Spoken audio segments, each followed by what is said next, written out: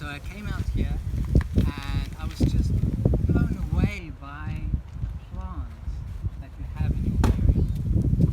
Now I always knew it would be special, but arriving here and driving from the dry Karoo Robertson, going and then meeting Fynbos right here at the back of the town where everything merges, and it's a sudden merge. It's not a gentle, gradual getting drier.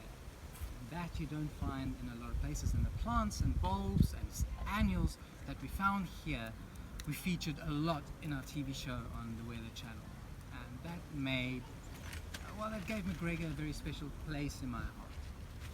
And I wanted to share with not only you here in town, but also with the tourists that come here. As we can see, there's tons of people, more than we have in Franschhoek. The special botanical sphere you are in, because here we have those mountains and you can see the wind is starting to come through.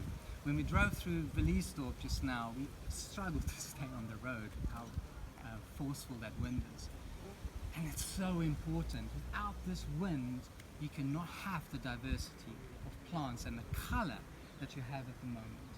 So wind is terrible for my hair, but it's great for fauna and flora. So Windblown came about. I'll explain a few aspects of the garden. You can see all the rock walls, and that represents these yevels around your town. It kind of channels the wind through it, and that's why I wanted to create here. These stone is not just there for prettiness, it's also to create little tiny biospheres, because some of the stone have shade throughout the day. After about 11:30 it becomes baking hot. If you have some special bowls, as you'll see in the mountains, some of the really rare oxalis and lachanalias, they would be on the shady part of the rock. Morning sun is great, afternoon sun is not so good.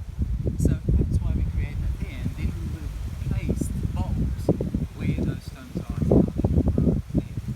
And it channels the wind, as I say. And the vines that we had a bit of a decision to make of what material we're going to use. It's not all that easy and not all that as accessible, and some of it's a bit too labor intensive. But the vines, I think, did a great job, and that represents the wind blowing over the stone mountains, taking with it the seed and some nutrients. Remember, it's not just the seed. Pollen is also dust, and dust particles gathers in little crevices next to rocky outcrops. There you get rich soil, and that's where you have hyperactivity of ornithogarlums and all of those gorgeous little ferns that you get here. So the vines were twisted and twirled and give the illusion of how they would flow over the mountains around your village. There are those gaps inside because I didn't want it too solid, but even if you're on the wind, there's always like a bit of a still spot, and then there's a rush of wind going through. Now when it came to plants, it's not all